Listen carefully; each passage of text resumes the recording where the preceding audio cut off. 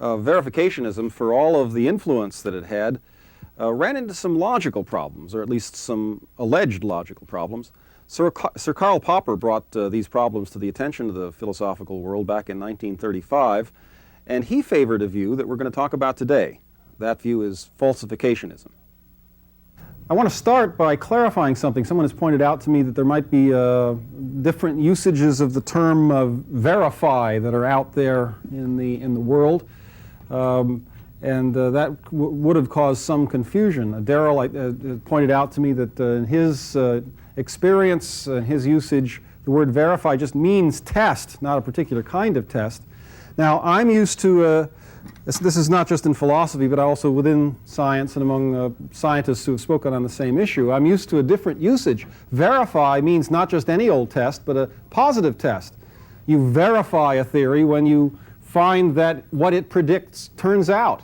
If your theory leads you to expect a certain thing, and you go into an experiment or into a laboratory, and something different than what you expected turns up, that's not a verification.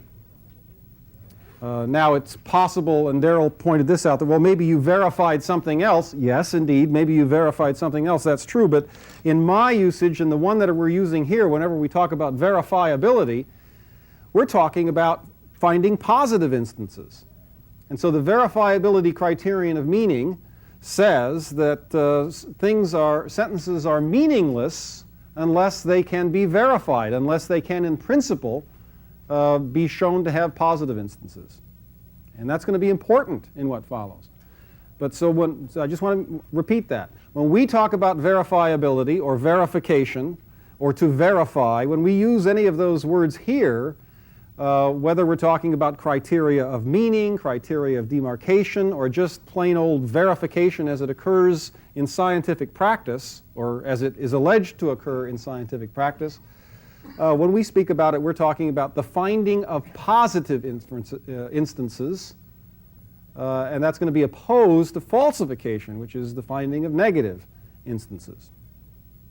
We were talking about the verifiability criterion of demarcation. And now, what is that criterion? It's science if you can verify it, in the sense that you can test it.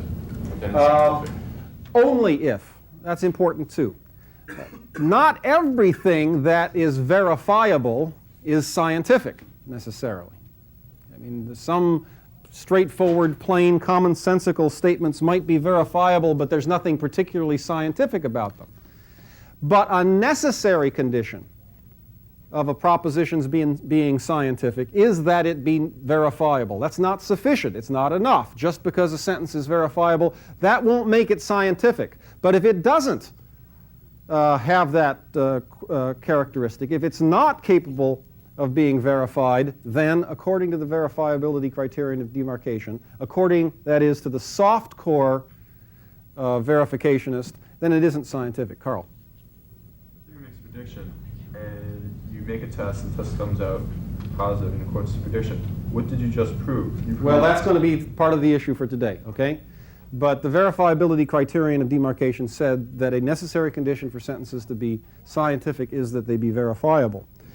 Now, I want you to re-raise that question later, Carl, because I'm going to give you an example. I'm going to give an example that is often used by the verificationists to demonstrate, or we're going to continue with the example that we began last time, that's supposed to demonstrate just how this all works.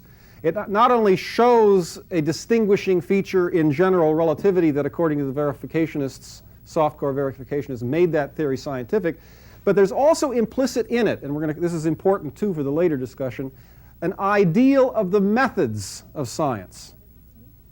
Now remember, long ago when we were talking about what is it that distinguishes science from non-science, what is the demarcation criterion, even before we got to the verificationist criterion of meaning, we were talking about how science may have a characteristic method that marks it off as distinctive from other areas of inquiry. Well, we're going to see how the verifiability criterion of demarcation works together with an allied view of scientific method to create a total picture of science that was the dominant view among philosophers of science for several decades in the early to middle part of the century, at least in Europe and the United States. Okay, we had gotten this far, I think, in our discussion of the general theory of relativity. We'd gotten to the point where I'd mentioned, without giving you the reasoning, I couldn't possibly give you the reasoning. I don't know the reasoning. I'm not that much a physicist.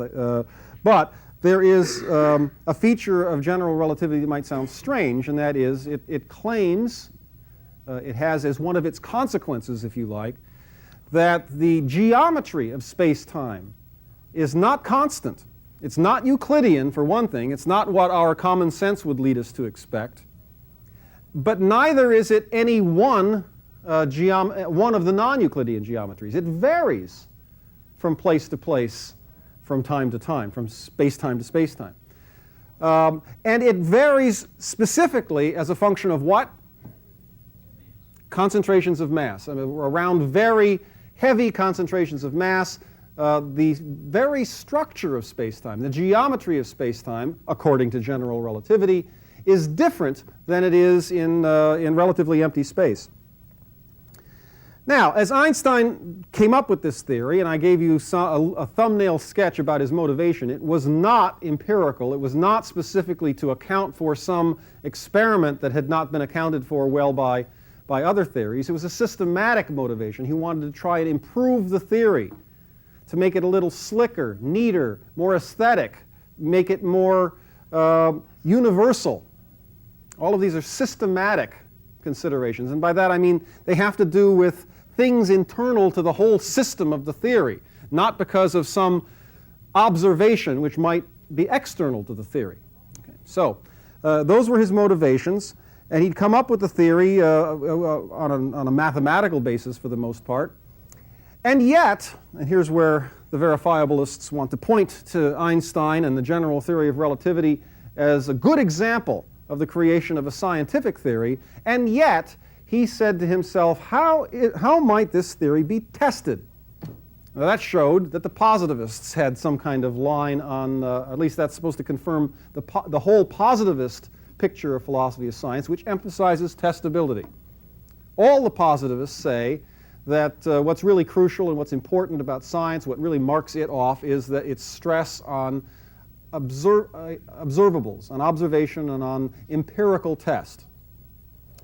So Einstein said, well, what kind of consequences might I draw?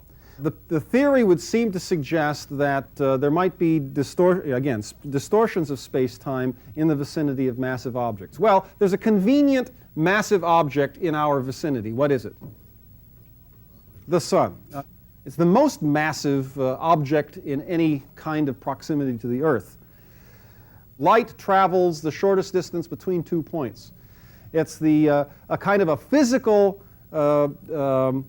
version of that definition in geometry that says a straight line is simply defined as the shortest distance between 2 points. For physical purposes, the path of light is understood to be to travel always the shortest distance between 2 points. They're called geodesics in the language of the general theory of relativity. And all that means is they're not straight lines, because sometimes the shortest distance in a curved space is not a straight line.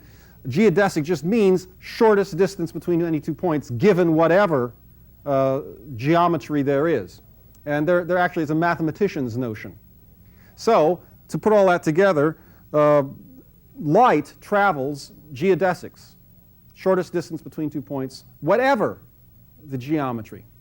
That led Einstein himself. I mean, it's often the case that the person that comes up with a way of testing a theory isn't the theorist himself or herself. But in Einstein's case, he thought about it, and he said, well, gee, I can't think of too many ways in which this very abstract theory might be tested, but here's a way. If I'm right, then the path of light ought to be distorted around the sun. If I'm right, then the way that light moves through space should be different near the sun than it is elsewhere or away from massive objects. And then the distortion should be the greater as the mass increases, that is, as you get closer and closer to the sun. So here's what he suggested.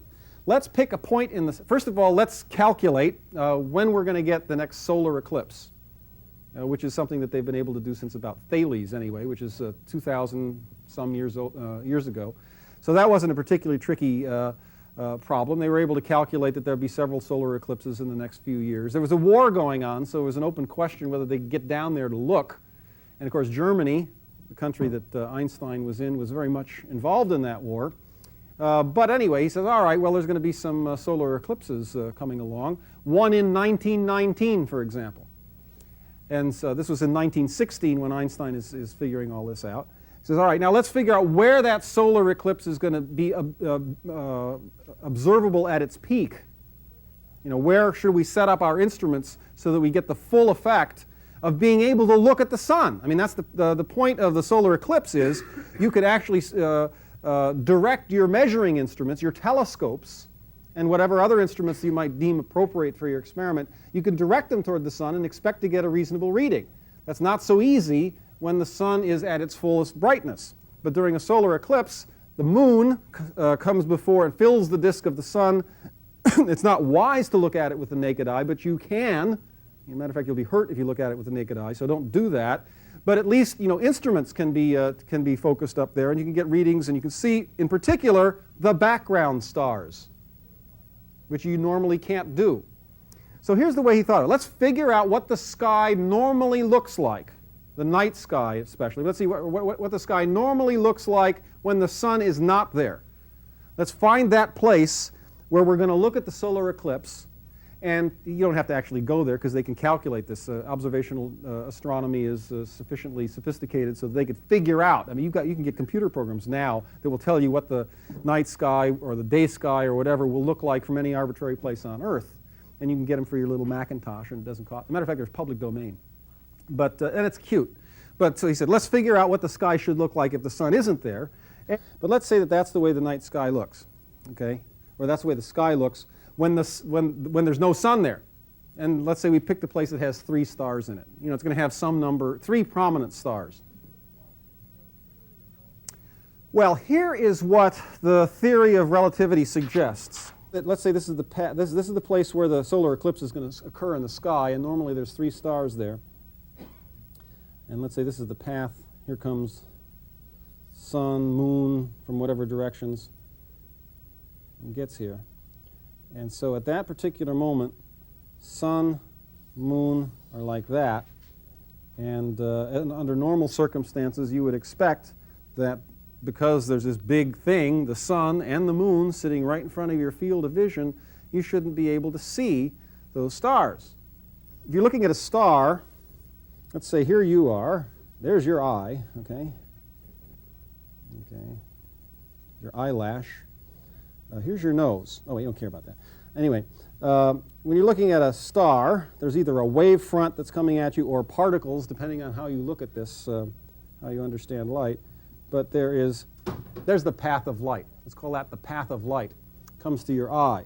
What the theory of relativity says is that that's going to be, what's going to happen around a massive object is that the path is going to be distorted, something like this, let's say. Or the effect is to push the apparent position of these stars out. Okay. The point is that because the general theory of relativity suggests that the whole geometric structure of space-time is distorted in the presence of massive objects, and since it also is understood or taken to be the case that light travels geodesics, that is the shortest possible distance within any geometry of space-time, then that means that the path of the light rays is going to be distorted in the presence of massive objects. So that when you look up in the sky and you expect to see on old classical physics or Newtonian expectations, when you look up into the sky and expect to see these stars blotted out by the sun because their positions are within their normal positions are within the disk, within that space that the disk of the sun is now occupying.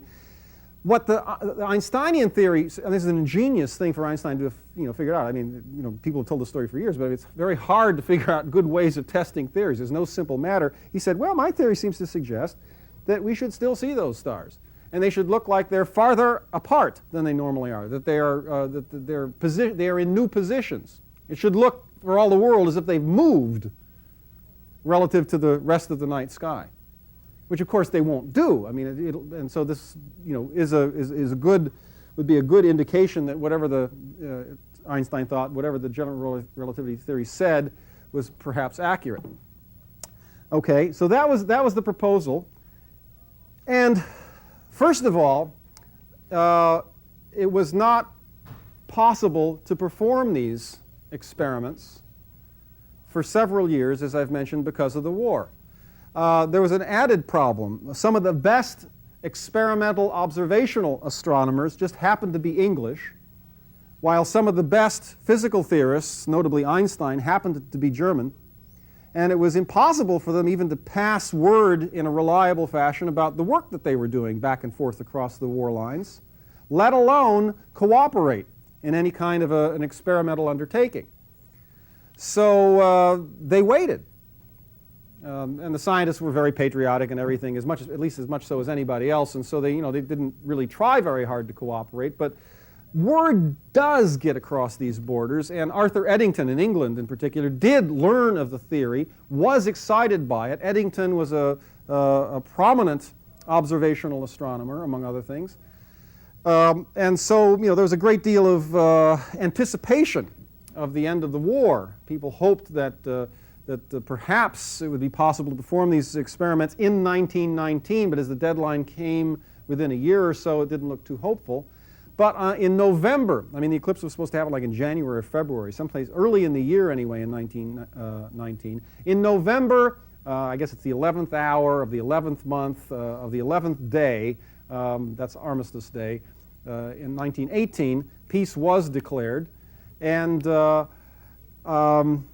efforts began to be made to quickly put together an expedition down to I think it's the South Atlantic. I think there were two good places to look at this. One was like in Brazil and one was like in Africa across the ocean.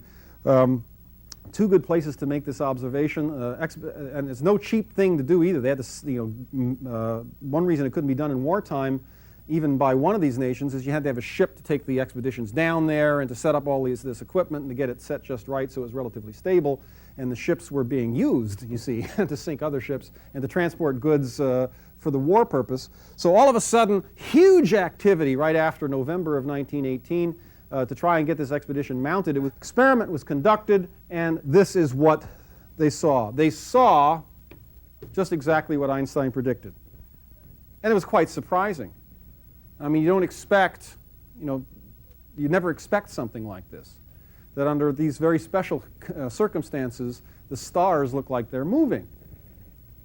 And what the verifiability criterion of demarcation says is that the mark of a scientific theory is not necessarily how abstract it is or how much genius it takes to dream up the theory. There's lots of ingenious philosophical theories that I don't think any of us would regard as scientific, especially.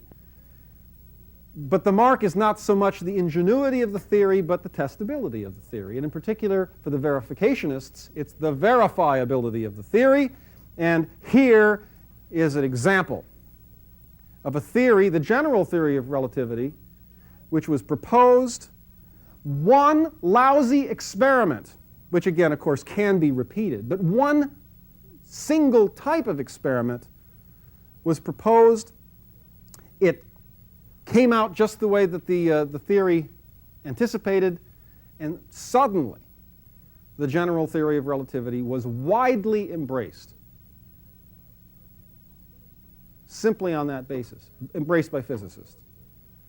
And so the verificationists feel that they have a verification of their theory in the general theory of relativity. Now, it's true that other things can confirm, or would appear to confirm, the general theory of relativity. For example, it makes better predictions. It doesn't make perfectly accurate predictions, but it makes better predictions of the orbit of Mercury than did the theories that had gone before it.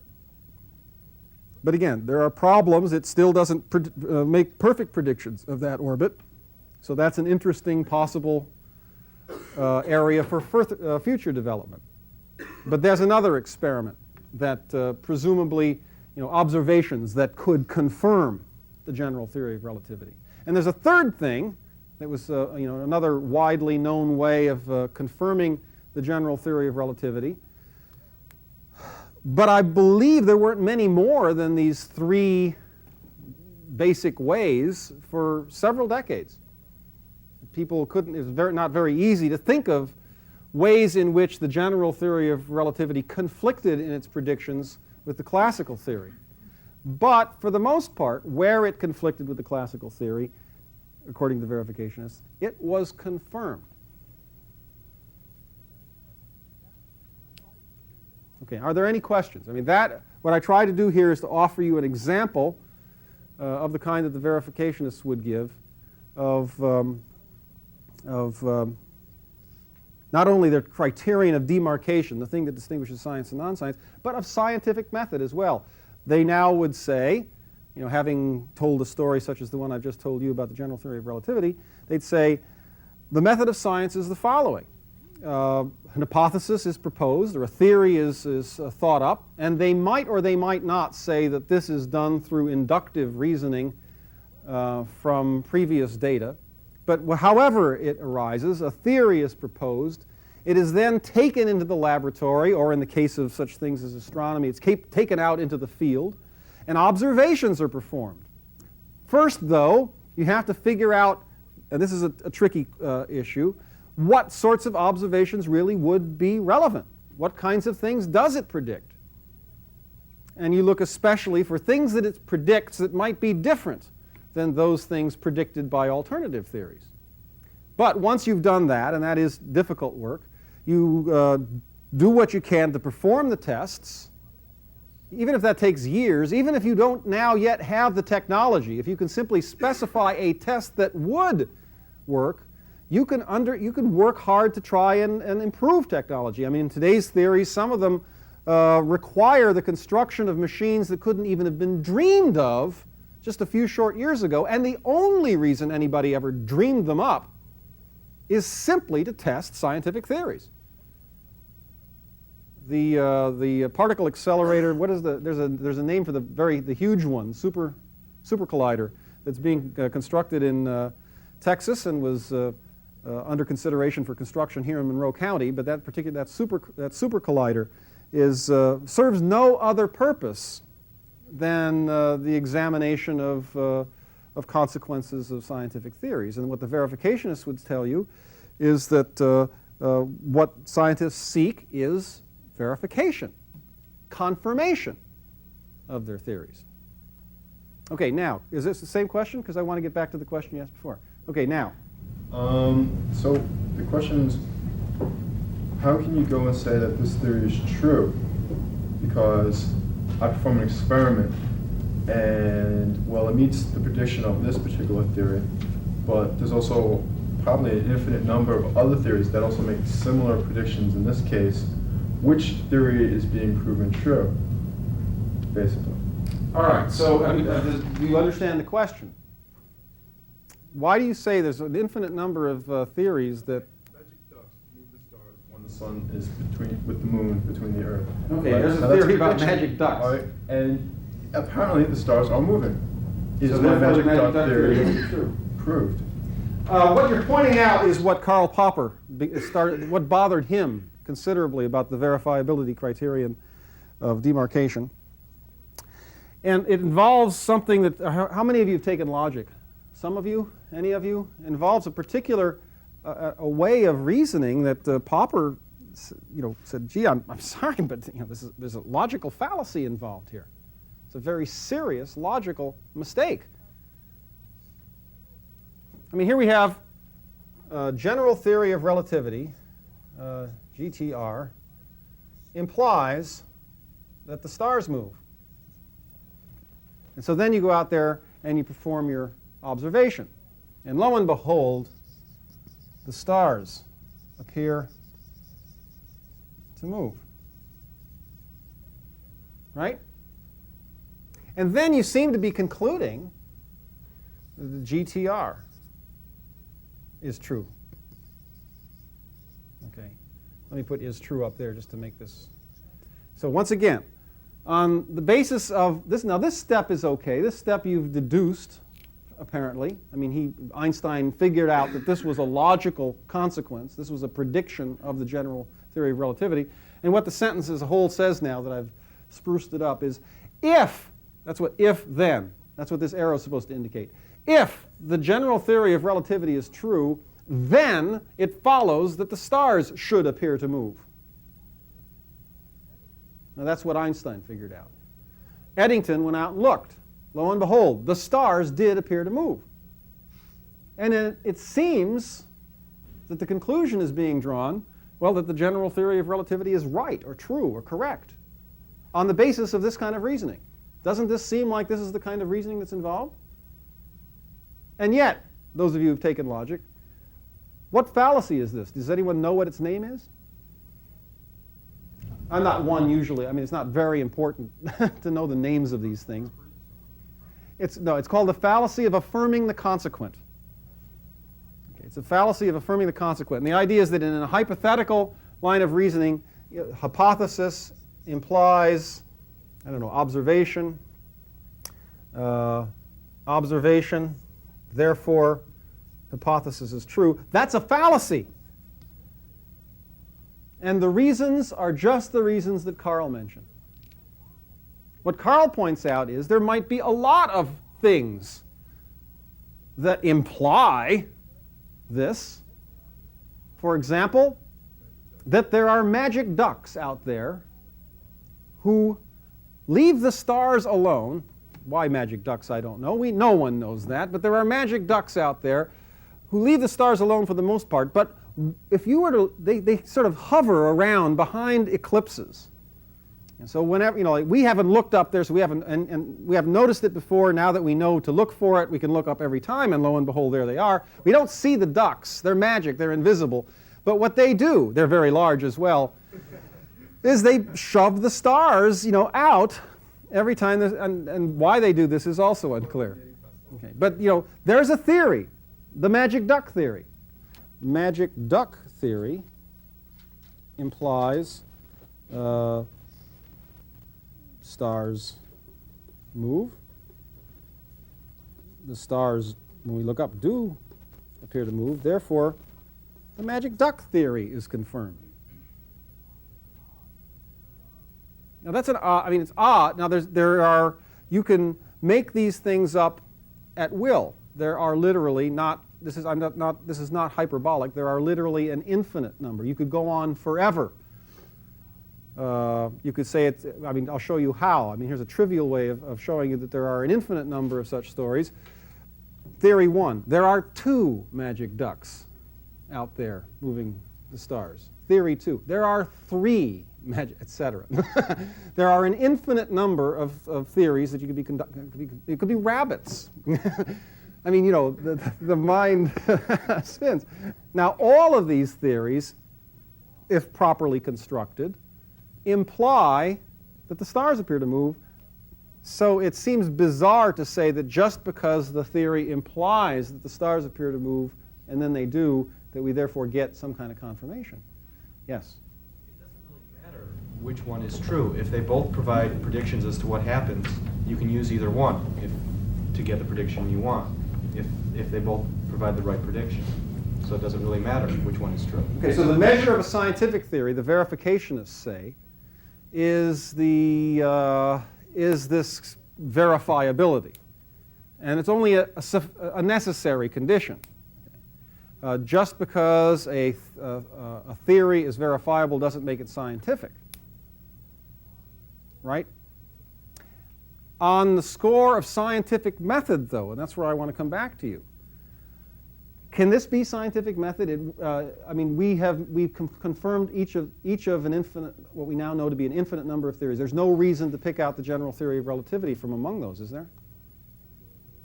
Haven't we simply confirmed? I mean, can't we just say that when we see that the stars move, we have, much to our surprise, confirmed all those theories that that imply this phenomenon? Actually, it could be, because general relativity might be the most concise way of stating something.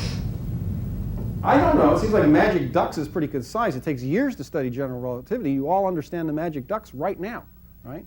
So as far as conciseness is concerned, as far as simplicity is concerned, magic ducks is simple. I like your theory, Carl. Now don't undermine it. Geez. I mean, concise might not be the word. You're looking for something, continue to look. But concise, which is, brief formulation. No, it's concise because magic ducks falls down in a lot of other ways. Well, for example, well, no one's ever caught a magic duck. well, why does that fall down? So I told you, they're big. I mean, they're way out there. They're responsible, by the way, for everything. That's concise. You asked me a question, I got the answer. It's magic ducks do it, right? That's real concise. Life support system too, because a duck, as we define a duck, is something. Well, they're different in many ways from our natural sorts of ducks. I mean, they're very large, they're invisible, they move stars, and they're responsible for all the events in the universe.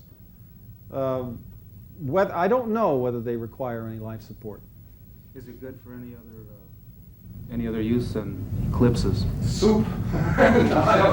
Sure. I mean, I think you could probably, like as I say, you could make up a magic duck story for anything you like. Yeah, but if it's only got one use, then it's not very Well, as I useful. say, I mean, you can make up the magic duck story to explain anything you want.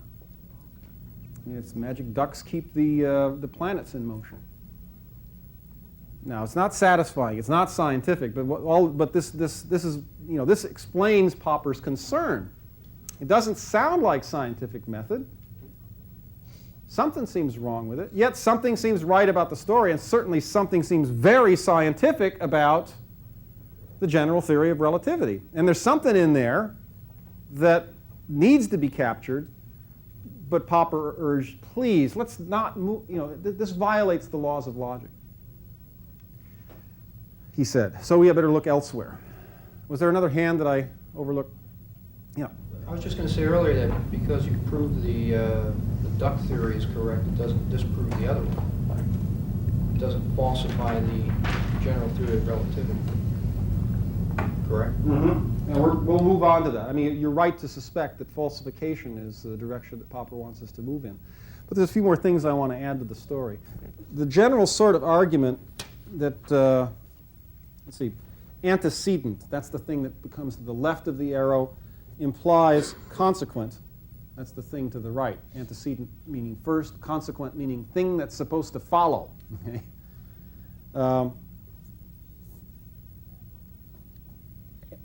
If you have the truth of this hypothetical, if A then C, and if you then find out C, it may be fallacious in general to conclude A.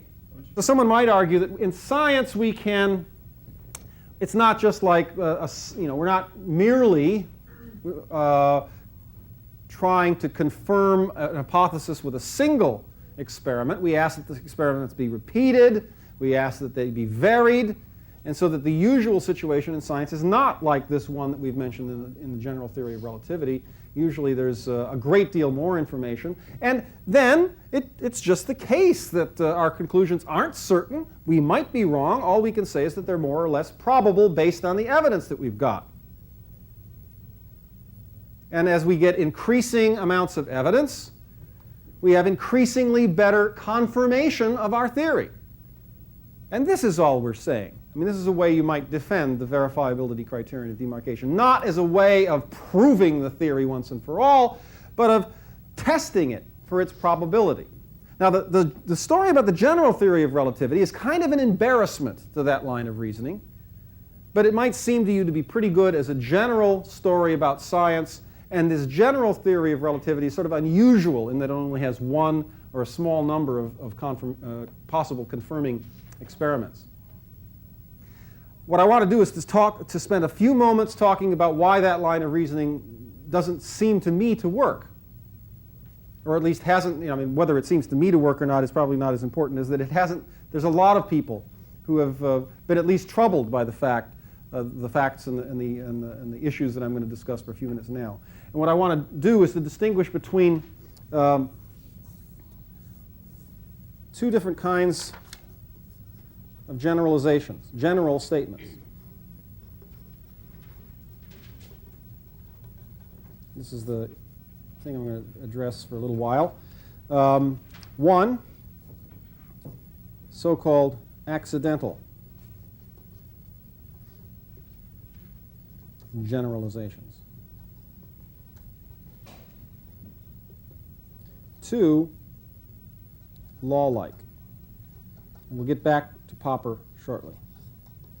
The argument's going to be that in science, what we're generally interested in are not accidental generalizations, but law-like generalizations. And this will have important effects on how we understand the method of science, the logic of science.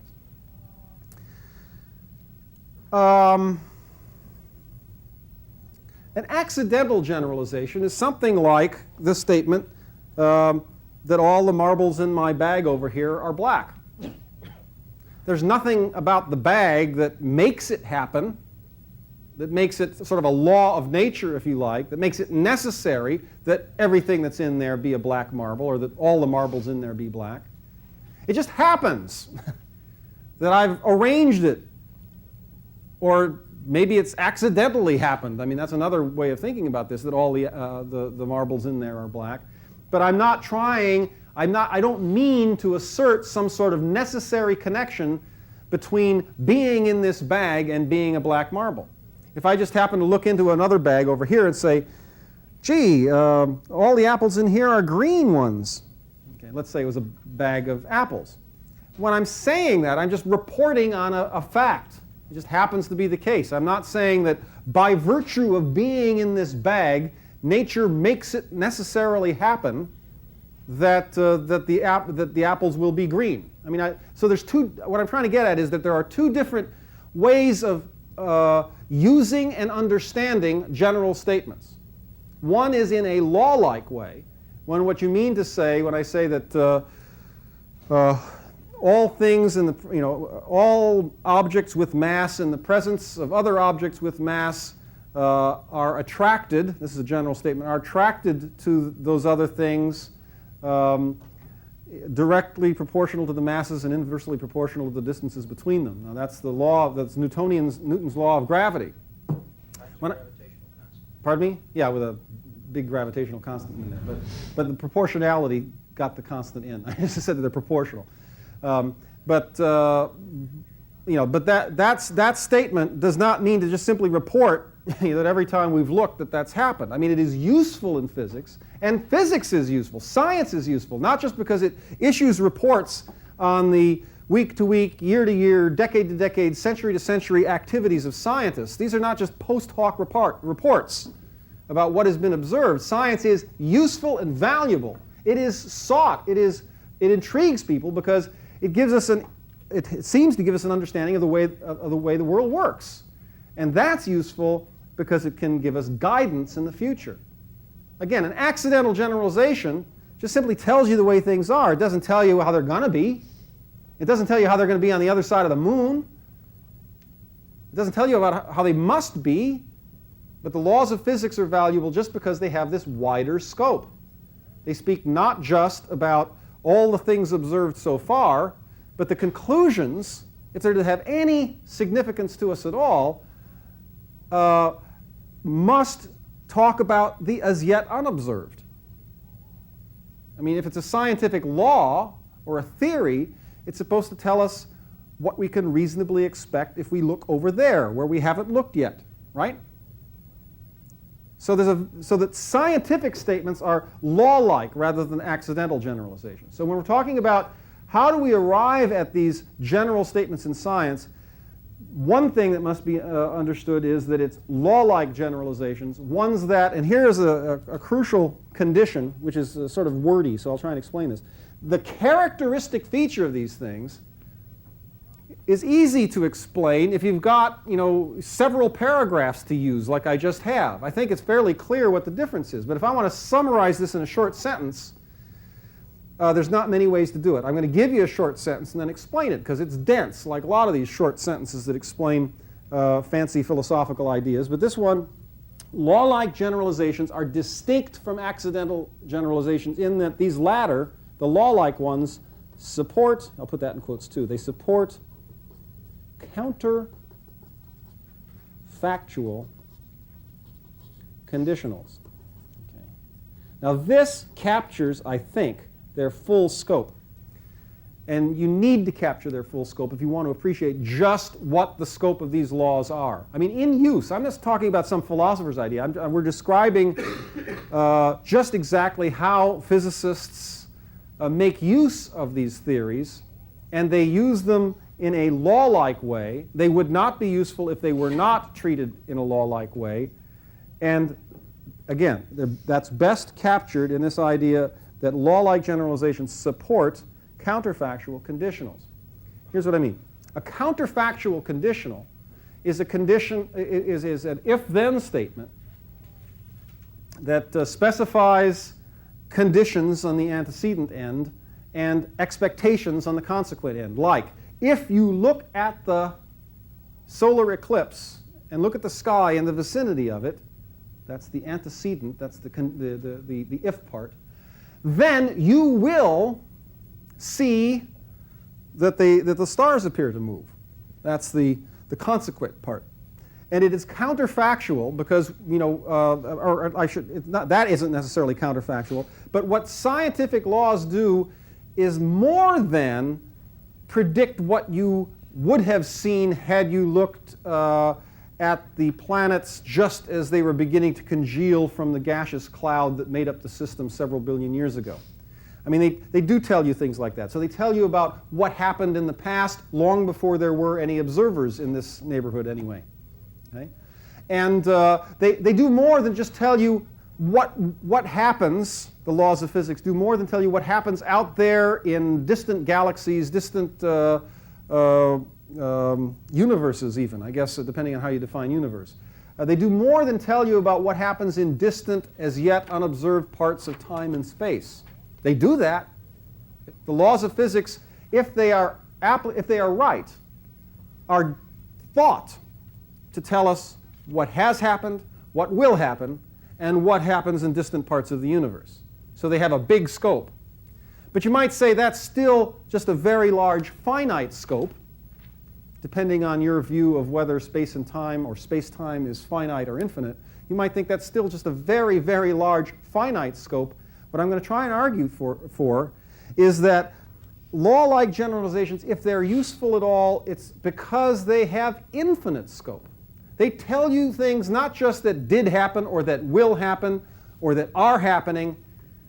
They tell you about stuff that never did happen. They can be used to understand what would happen if, for example, the planet Neptune blew up all of a sudden.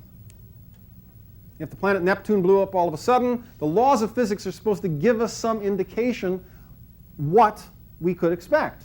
Maybe not in any kind of a precise way, but they'll tell us about the gravitational attractions of the other planets, how they would interplay and distort the orbits of the other planets, what would happen elsewhere in the solar system, what would, if it exploded, what would happen with the debris.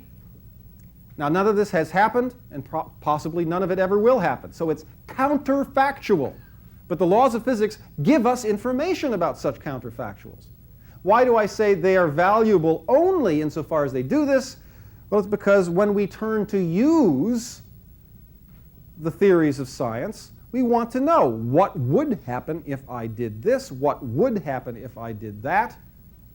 That's what we want to know. That's what the laws of physics give us information about. They make predictions about what would happen even if I don't ever do it. That is, counterfactually. Now, something about think about the generalization that all the marbles in the basket are black. There's nothing that I even mean by that that should imply to you that, well, if there were another marble in there, then it too would be black. I mean, it doesn't, that kind of generalization plainly, it seems plainly to me anyway, I'm not sure how plain it is, just I've rehearsed this millions of times in my own mind, so maybe I just come to think about it in a certain way. But there is a way of using generalizations that makes no implications at all about what would happen if you did that. And those are simply that they're true enough. I mean, it might very well be perfectly true that all the marbles in that basket are black. But that kind of generalization just isn't the sort of thing that is what science seeks in seeking its laws and in its theories. Science seeks law-like generalizations precisely because they support counterfactual conditions. Now, we got the fallacy of affirming the consequent as a logical complaint. And I've asked you to imagine that perhaps the verificationist, the verifiabilist would say, well, that's not so bad because, after all, in science, we have an opportunity of confirming, reconfirming a particular theory, a particular law, over and over again. And indeed, that's usually what we try to do. And we also try to verify it in a large number of circumstances. And we shouldn't be satisfied just with one experiment. And then finally, I asked you to imagine that the verificationist would say, of course you're right that we never prove our theories to be true through this experimental testing, but confirmation, verification, does confirm increasingly greater probability on the theories that are thereby confirmed. If it's true that science deals in law-like generalizations whose scope is literally infinite, if that's true, then this argument won't work. The argument won't work because the probability of a statement whose scope is infinite cannot, logically speaking, or reasonably speaking, be increased any appreciable amount by any finite collection of data. Just because I gather more data, that may make a generalization more probable, if its scope is less than infinite. If I've got a general statement that just says, all the marbles in this bag, even if it's a huge bag, even if there's millions of marbles in it, if it says all the marbles in this bag are black, then I do, by however minute an amount, perhaps increase the probability of the sentence, all the marbles in here are black, every time I pull out another marble. And as I get closer and closer to the end, the probability may come closer and closer to 1. It's still probable, it could always be wrong, but the probability is increasing. But when we talk about statements, laws, theories whose scope is infinite, statements that talk not just about all the things in the universe as it has been and as it will be, but that is supposed to cover what would happen if we did this, or if the universe went like that, I mean, those laws cannot have their probability increased by any collection of any finite collection of data. And that's all that we could ever hope for, is a finite collection of data.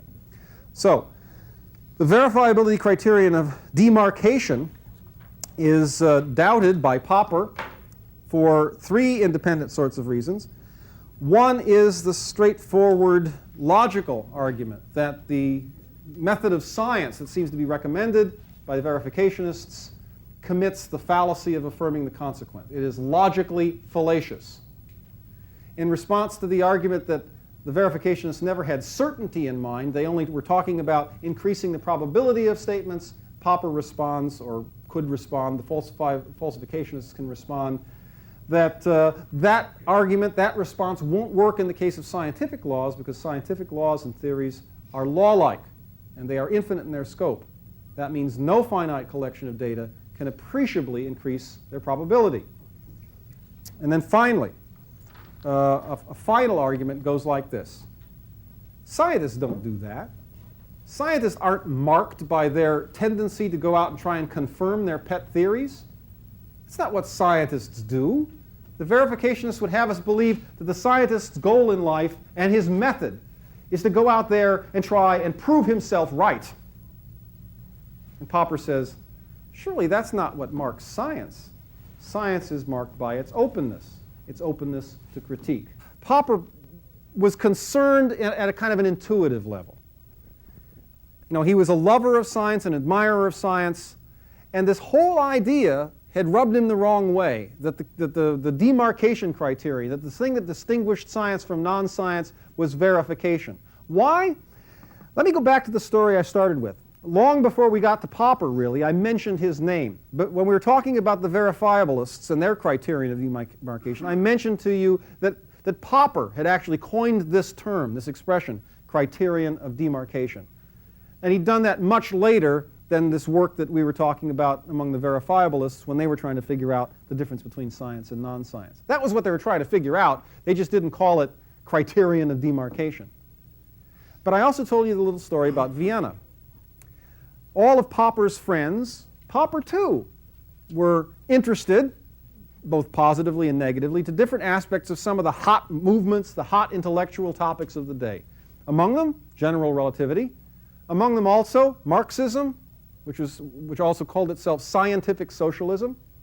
And among them, finally, Sigmund Freud's scientific, psychoanalytic approach to the understanding of human behavior.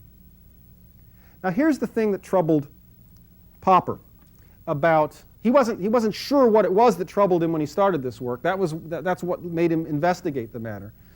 But eventually he figured out why it was that he was suspicious of the claims to being scientific that were being made by the Freudians and the Marxists, while he accepted the similar claims being made by Einstein and the physicists. At first, all he knew was that he was more suspicious of the psychoanalysis and Marxism than he was of physics, but eventually he figured out why that was.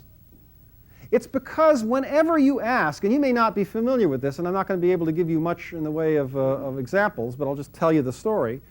He found that whenever he tried to pose a question to a Marxist or a Freudian, when he tried to sort of think of a counterexample to their theory, they had it explained. The theory explained everything. Everything was a confirming instance for these theories. No matter what happened in history, the Marxists had an explanation for it. No matter what might happen in history, the Marxists had an explanation for it. No matter what a person did, I mean, if their childhood was this way and they became heroic, that could be explained on the Freudian theory. But if on the same, what seemed to be the same kind of childhood, child might be driven, to crime. And the Freudian theory is supposed to, and so Popper would say, all right, you say, I mean, this is just an example. You say that a deprived childhood will lead a kid to a certain kind of result. Fine. What do you make of so-and-so who had a deprived childhood and who nevertheless didn't turn to a life of crime? And then the Freudians had an explanation. They said, well, that's because similarly in astrology, same sort of thing. You say people who are born at a certain moment, because of the constellations of the different planets, they should turn out to be such and such. At least have these basic tendencies or dispositions. Astrology usually tries to avoid making specific predictions, but makes sort of general remarks about character traits and tendencies and dispositions. But if you ask them, well, what about so-and-so who was born just then and who didn't have these particular traits, it often happens that an astrologist might say, well, there must have been some kind of intervention in the stars. Like perhaps there was another object that we hadn't taken consideration of the first time that came in there and changed it. That's it, and then astrology will then explain this anomaly. What bothered Popper is it seemed like there was nothing on Earth that could possibly falsify these theories. You give them a possible case and they got it explained. They've got everything explained. Nothing on Earth, it appeared, could falsify their theories. Indeed, that's what they thought was going for it. That was so great about these theories. Often they praised and claimed that their theories could explain everything and that this was why they should be accepted. But that's what made Popper uncomfortable. He said, now look, in physics, it really isn't like that at all. I mean, look what Einstein did. Einstein stuck his neck out. Einstein said, here is what will confirm my theory. Einstein said, here, I mean, it's the same experiment. He may not have thought it this way, but Einstein essentially cited the conditions that would falsify his theory. The mark of the scientific theory that makes it different from pseudoscience, and he would be harsh enough to say that Marxian theory, Freudian theory, as interesting, as valuable as they might be, philosophically speaking, they are not scientific. They are pseudoscience. The mark of science as against pseudoscience is that scientific theories hold out the prospect of being falsifiable. Falsifiable. They will specify the conditions under which you should reject or doubt the theory, not the conditions under which you should confirm it. Karl Popper's falsificationism offered a logical critique of what Popper, anyway, thought were the mistakes of the verificationists.